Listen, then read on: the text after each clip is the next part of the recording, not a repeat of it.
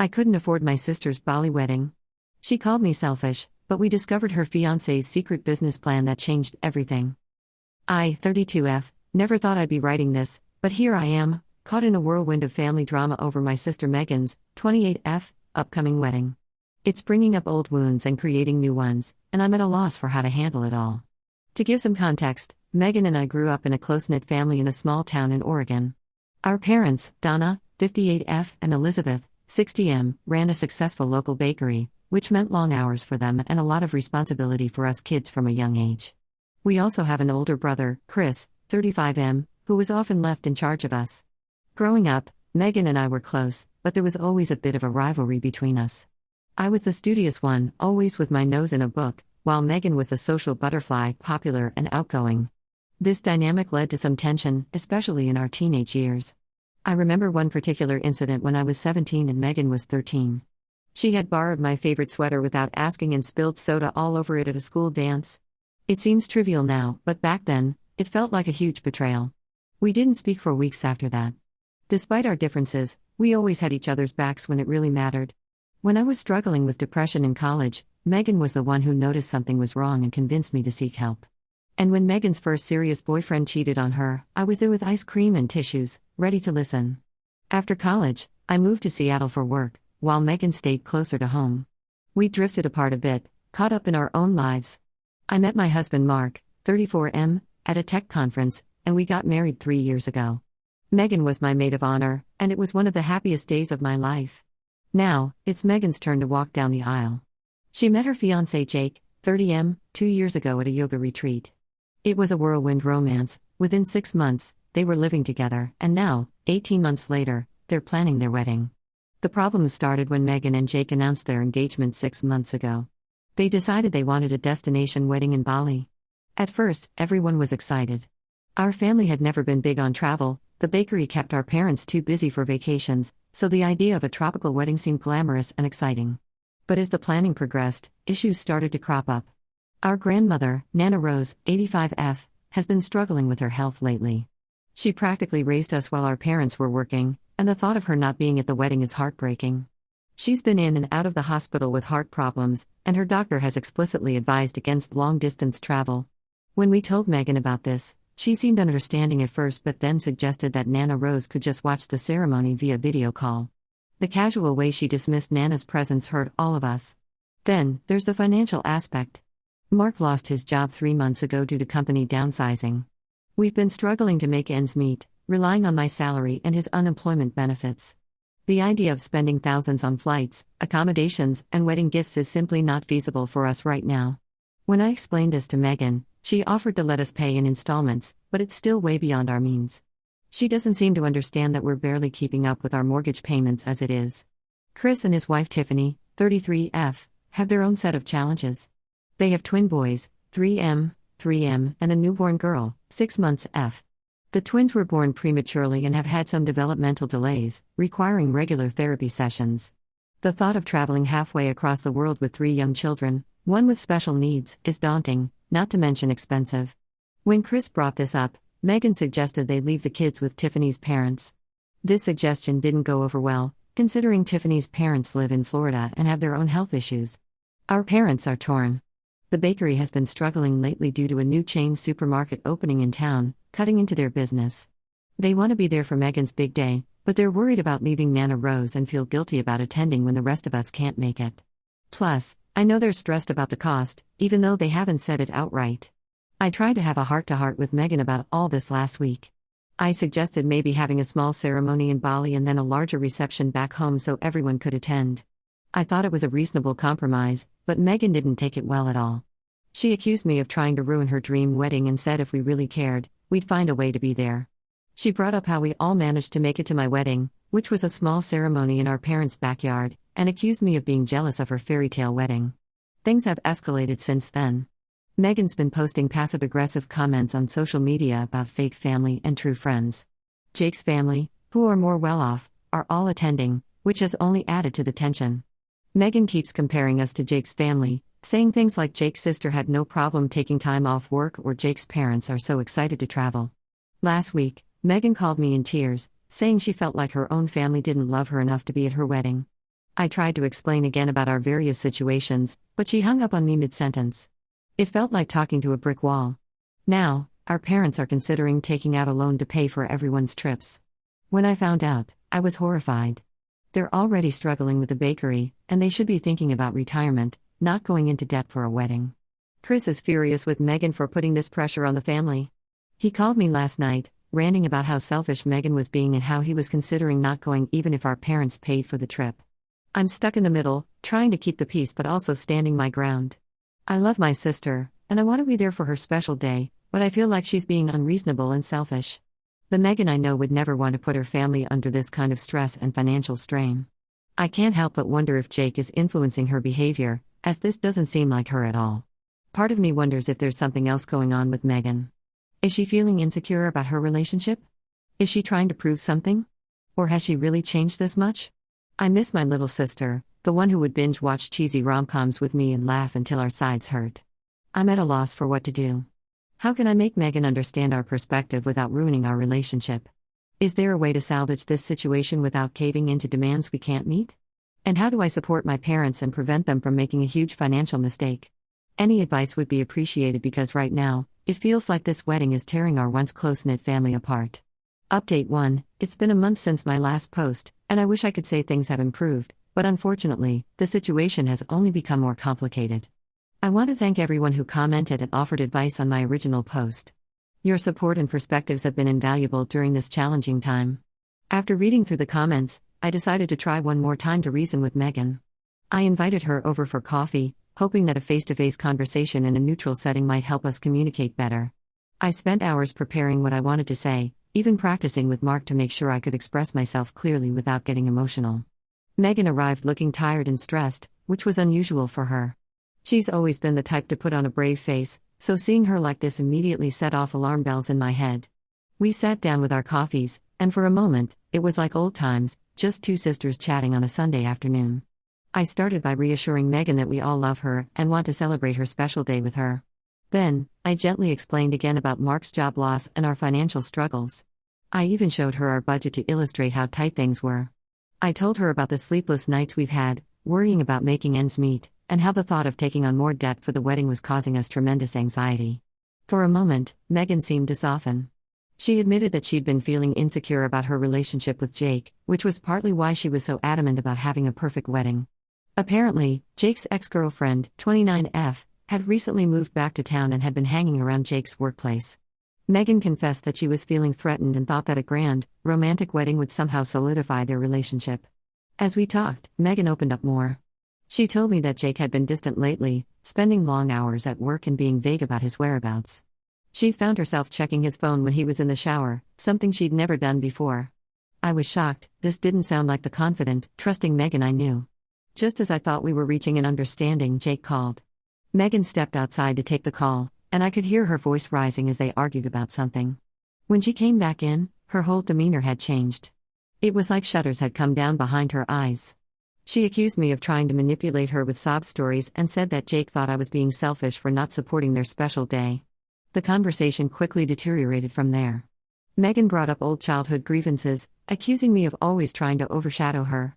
She mentioned the prom dress incident from high school, saying I'd ruined one of the most important nights of her life. She even accused me of intentionally scheduling my wedding when her college boyfriend couldn't attend, a ridiculous claim that I'd never even heard before. By the time Megan left, we were both in tears and further apart than ever. I felt like I'd failed not just as a bridesmaid, but as a sister. The wall between us seemed insurmountable. The family situation has gotten worse too. Our parents decided to go ahead with their plan to take out a loan to fund the trip for everyone. When Chris found out, he was livid. He drove over to our parents' house and had a huge argument with them. He accused them of enabling Megan's selfishness and jeopardizing their retirement. Chris has always been protective of our parents, especially since they've struggled with the bakery, and I could hear the fear and frustration in his voice when he called to tell me about the argument. In the heat of the moment, Chris said some harsh things about Megan and Jake. Unfortunately, our mom Donna had been on the phone with Megan at the time, and she heard everything. This led to a three-way shouting match that ended with Chris storming out and Megan threatening to uninvite him from the wedding. The stress of all this is taking its toll on everyone. Nana Rose's health has taken a turn for the worse, likely due in part to all the family tension. She's back in the hospital, and the doctors are concerned. I visited her yesterday, and it broke my heart to see her so frail. All she could talk about was how she wanted to see her grandchildren happy and getting along. The guilt I felt in that moment was overwhelming. I'm at a loss for what to do now. Mark suggested we just bow out of the whole situation and let everyone else sort it out, but I can't bring myself to abandon my family. At the same time, I'm angry at Megan for putting us all in this position and at my parents for potentially sacrificing their financial security. To add insult to injury, Megan has now asked me to step down as her maid of honor, saying she needs someone more supportive. She's asked her college roommate to take my place. I'd be lying if I said this didn't hurt. I've been dreaming of being Megan's maid of honor since we were little girls playing dress up in our backyard. I'm trying to stay strong, but this whole situation is tearing our family apart. The bakery, which has been the heart of our family for so long, is suffering because our parents are distracted by all this drama. Chris is barely speaking to anyone. And Megan. I hardly recognize my little sister anymore. I find myself lying awake at night, wondering how we got here. How did a celebration of love turn into this nightmare? And more importantly, how do we find our way back to each other? Update 2. It's been 2 weeks since my last update, and the situation has taken some unexpected turns that have left me reeling. First, the somewhat positive news: Nana Rose's health has stabilized. The doctors say she's out of immediate danger, but they've made it clear that any kind of long-distance travel is absolutely out of the question for her. I've been visiting her every day, and yesterday she squeezed my hand and told me to fix this mess because life is too short for family squabbles. Her words have been echoing in my mind ever since. Now, onto the more complicated stuff. A few days after my last update, I received a call from Jake's sister, Emma, 27F. I'd only met her a couple of times at family gatherings, so I was surprised to hear from her. What she told me left me speechless. Apparently, the real reason Megan and Jake are so insistent on this lavish Bali wedding isn't just about having a dream ceremony. Emma overheard Jake talking to his parents about using the wedding as a networking opportunity. Jake's father owns a successful import-export business with strong ties in Indonesia, and Jake sees the wedding as a chance to schmooze with potential business contacts. Emma felt conflicted about sharing this information, but she said she couldn't stand by and watch our family be torn apart over what was essentially a business ploy. She also mentioned that Jake had been pressuring Megan to cut ties with any family members who couldn't attend, saying it would simplify their lives. I was stunned. Part of me wanted to confront Megan immediately, but I decided to tread carefully. I shared the information with Chris, and we agreed to do some digging before approaching Megan or our parents. Chris reached out to some of his old college friends who work in the same industry as Jake's family. He discovered that Jake's father's company has been facing some financial difficulties lately, and they're desperate to secure new contracts in Southeast Asia. As we were processing this information, another bombshell dropped. Our cousin Lily, 26F, who works at the same company as Jake, called me in tears. She confessed that she'd seen Jake kissing his ex-girlfriend in the office parking lot a week ago. Lily had been racked with guilt about whether to tell us, especially given all the wedding drama, but she couldn't keep it to herself any longer. My mind was spinning. How could Jake do this to Megan? And how could he be so calculating about their wedding? I thought back to the conversation I'd had with Megan, how she'd mentioned Jake's ex being back in town, and my heart broke for my sister all over again. Armed with this information, Chris and I decided to have a frank discussion with our parents. We laid out everything we'd learned and expressed our concerns about them taking out a loan for what was essentially a business event masquerading as a wedding. To our surprise, our dad Elizabeth broke down and admitted he'd had suspicions about Jake's motives for a while. He'd overheard some conversations at a family dinner that didn't sit right with him, but he'd been reluctant to voice his concerns for fear of upsetting Megan. Mom sat in shocked silence, tears streaming down her face. We all agreed that we needed to talk to Megan, but we wanted to approach it carefully. We decided to invite her and Jake over for a family dinner, hoping to have an open and honest conversation. Mom insisted on hosting it at their house, saying she wanted Megan to be in a familiar, comfortable environment. As I help Mom prepare for the dinner, I can't help but feel a mix of emotions. I'm nervous about how it will go, but I'm also relieved that we're finally addressing the elephant in the room. I'm angry at Jake for his deception and worried about how Megan will react to all of this. In the meantime, I've been doing a lot of soul-searching.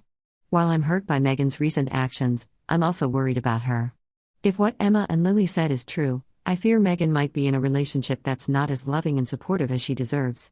I keep thinking back to when we were kids, how fiercely protective I felt of her. That feeling is rushing back now, stronger than ever. The dinner is scheduled for Elizabethoro night. I've asked Mark to be on standby, just in case things get too heated and we need a neutral party to intervene. Chris and Tiffany are leaving the kids with a babysitter so they can give their full attention to the situation. I'll update again after the family dinner. Part of me hopes that this will be the turning point, that we'll be able to get through to Megan and start healing as a family. But another part of me is terrified of how this could all go wrong. All I know is that we can't continue like this. Our family has been through tough times before, but we've always come out stronger. I'm holding on to that hope as we head into what might be one of the most difficult conversations of our lives. As I finish writing this, I can hear Mom in the kitchen, stress baking like she always does when she's worried. The smell of her famous cinnamon rolls is filling the house, reminding me of Sunday mornings from our childhood. I'm going to go help her now, and try to find some comfort in this small piece of normalcy amidst all the chaos. Wish us luck, we're going to need it. Update 3, the family dinner happened last night, and it was even more intense than I'd anticipated. I'm still processing everything that happened, but I'll do my best to recount it. Megan and Jake arrived looking tense.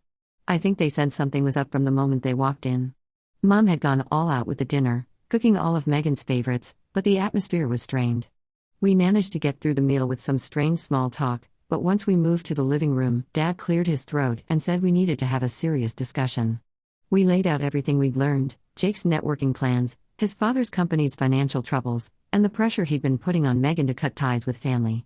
We didn't mention Lily's revelation about Jake and his ex just yet, wanting to address one issue at a time. Megan's face went pale, while Jake's turned red with anger. At first, Jake tried to deny everything, but when confronted with the specific details we'd uncovered, he changed tactics. He argued that there was nothing wrong with combining their wedding with business opportunities and accused us of trying to sabotage his career. Megan sat in stunned silence for a while, then suddenly burst into tears. Between sobs, she admitted that she'd known about some of Jake's plans but had convinced herself it was normal. She said she felt trapped, she'd invested so much in the relationship and the wedding plans that she didn't know how to back out. Jake's reaction to Megan's breakdown was eye-opening. Instead of comforting her, he berated her for being emotional and ruining their plans. It was like a switch had flipped, and we all saw a side of Jake we'd never seen before. That's when Chris lost it. He stood up, got right in Jake's face, and told him to get out of our house and stay away from our sister. For a tense moment, I thought it might come to blows, but Jake backed down. He stormed out, yelling that we'd all regret this. After Jake left, Megan crumpled. Between sobs, she poured out everything, how Jake had been controlling and manipulative, always framing his demands as for their future. She admitted she'd been unhappy for a while but had been too ashamed to say anything. It was then that we gently told her about Jake and his ex. Megan's reaction was heartbreaking.